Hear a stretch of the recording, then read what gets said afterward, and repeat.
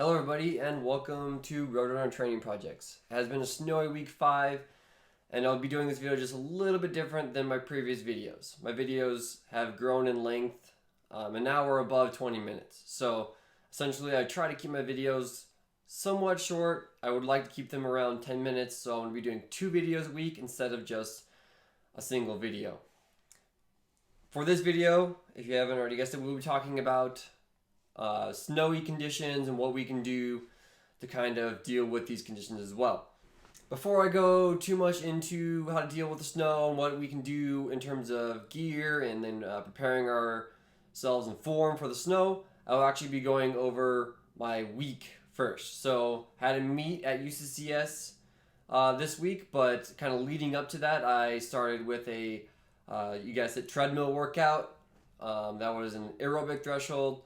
Nothing too big or anything like that, just 5 miles, pretty light. It was right around 5:30 pace or so. On the treadmill, it's kind of hard to tell. Maybe it was a little bit quicker at the end. I converted the paces with my, kind of looked up pace chart on my phone, used that, adjusted the gradient, and then went from there. After that, I kind of did a medium long run on Wednesday. Thursday was a pre-race day, and then Friday I raced at UCCS. The race didn't go exactly as I planned. I started out a little bit fast and actually finished a little bit slower than I wanted to.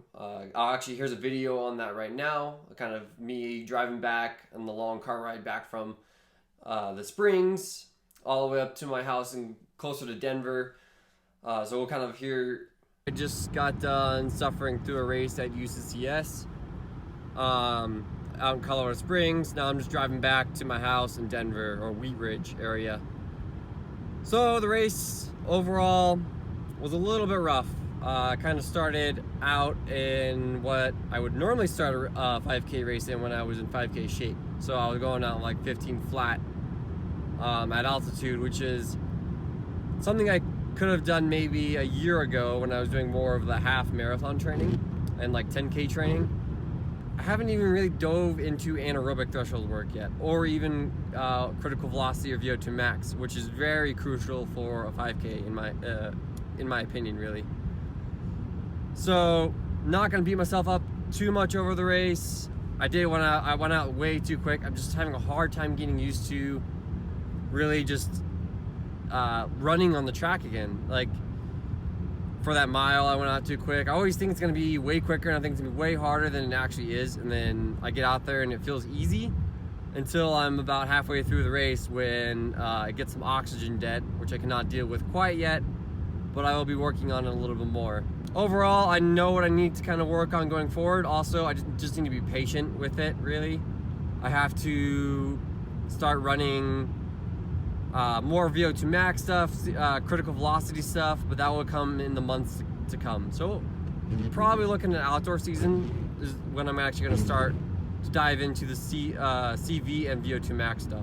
Anaerobic thresholds will be coming up very shortly here.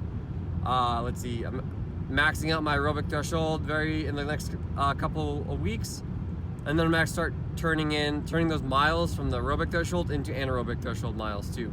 Overall, race went all right. Had a rough time after the first mile. Third mile was definitely pretty rough.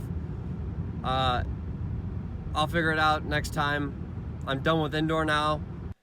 All right, what I didn't mention in that video is that when I went from a warm-up, it was super slick out, perfect for this week and talking about the snow, and I only had a pair of road shoes on me, so it was a rough warm-up. I only could, I kind of maxed out at about 8 minute mile pace. Couldn't go any faster really.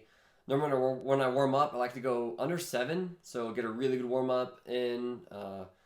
7 minutes flat is about my easy day pace. Maybe 7:30 if I'm feeling pretty beat up. So I do like to get more quality warm up in for sure. Was unable to do that because of that ice and stuff, but I also got a couple more drills than I normally would get in and a couple more strides in, so that I knew that I was warmed up and ready to go. All right, again, good kind of segue back into the snow issue. Essentially, I've dealt with snow and these snowy conditions my whole life. Practically, I grew up at 10,000 feet in Colorado, up in Conifer, and we would typically get snow kind of starting from October that would last into roughly kind of May, and then sometimes in June we'd actually get another snowstorm, but it would not melt off. It kind of just accumulate. The roads would have patches of ice or just completely covered in snow, sometimes shin deep in snow. So definitely got a lot of experience running in the snow. A good example of me running in the snow without and being pretty ill prepared would be when my coach told all of us as a high school team that we needed to get a pair of yak tracks or something like that to really increase the traction on the trails.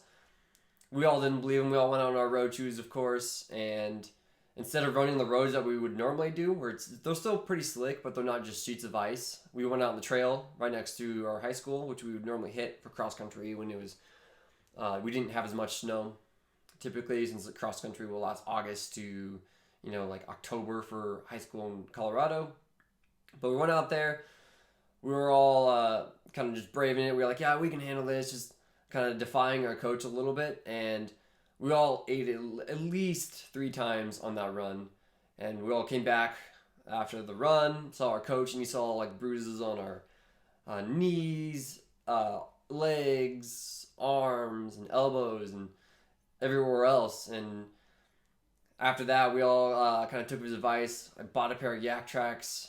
So obviously a treadmill can help for those really snowy days and allows you to get workouts in that you wouldn't normally be able to do within the snow. So I mean, good workouts for the treadmill, obviously aerobic threshold, kind of longer hill repeats, fartlek style workouts are kind of my go-tos when I do the treadmill workouts. It's really hard to get sprints in because you're just adjusting that treadmill up and down. Does it very gradually, doesn't change very rapidly, so sprints can definitely be pretty difficult, so I recommend plyos in place of sprints and not going on the treadmill as much. But if we were to run outside, the best things to have is, obviously, as I mentioned earlier, yak tracks.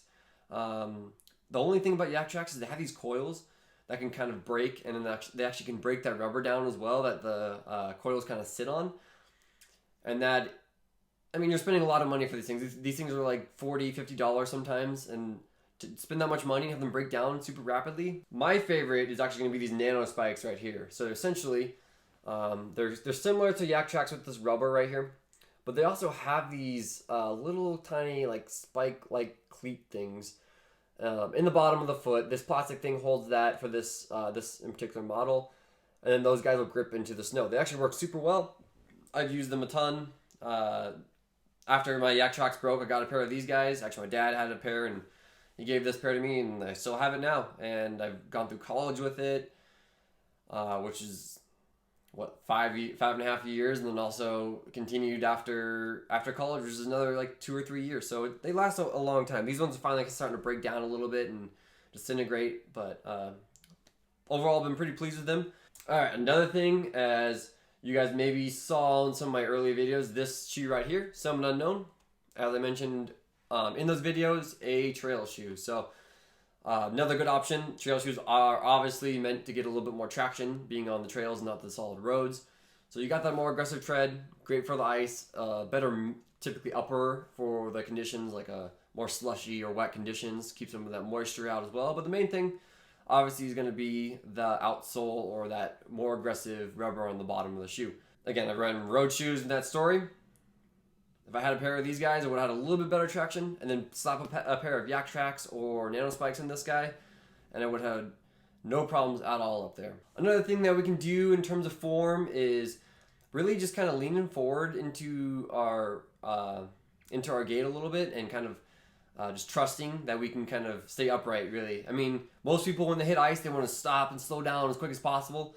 But if you do that on the ice, it's kind of like when you do that in your car. You're just going to slide right out, and your feet are going to come forward. You're going to slide backwards and land on your butt, really, essentially. So most people, when they stop, they're going to slam that heel down. Their foot's going to be out in front of them. We want to keep that foot behind us. So normally the worst thing that happens to you if you slide and your foot's behind you, you just put a lot of stress on your hamstrings or something.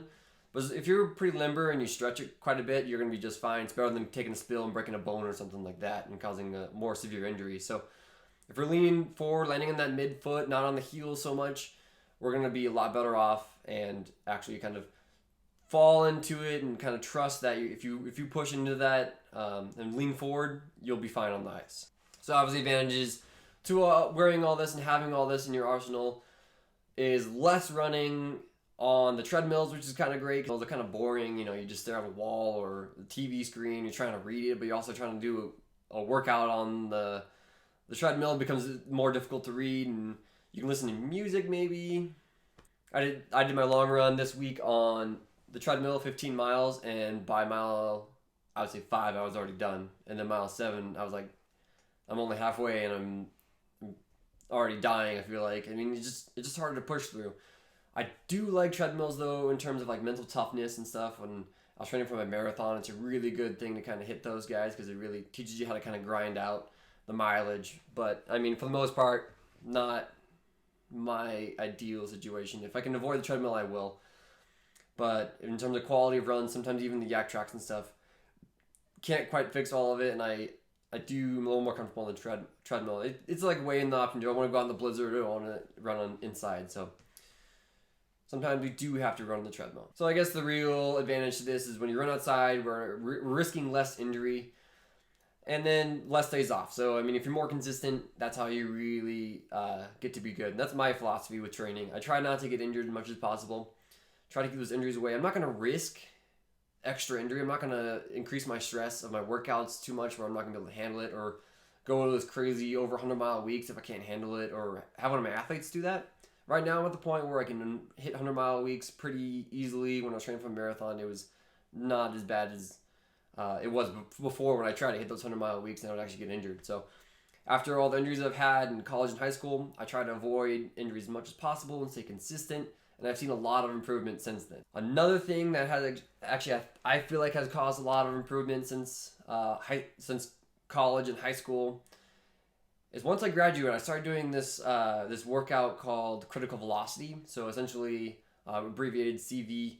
It's a great type of workout. It kind of hits in between multiple systems, and I've seen a lot of improvements, a lot of PRs with this training, and I'll actually be going over it next week, actually about half a week from now. So I'll probably post that video around Wednesday. So definitely catch that video. I'm excited to kind of go over critical velocity training and really dive in and kind of tell you guys also how to do a critical velocity workout. For more helpful videos and advice, definitely subscribe to the channel. I will be posting again 2 times a week now. So you guys can tune in twice and kind of pick and choose which videos you want to watch. Where weekend days, I'll be doing more of those weekly kind of reviews of my training and all that. And then those midweek days, I'm going to be more of a geared towards like reviews of shoes and then also kind of training ideas, philosophies, things like that. So yeah, again, subscribe and then also follow me on social media, like this video, like my social media posts for more information. So yeah, I'll catch you guys again on Wednesday. So tune in that video. I'm really excited for that one. I've been working on it for a while. So yeah, see you guys later.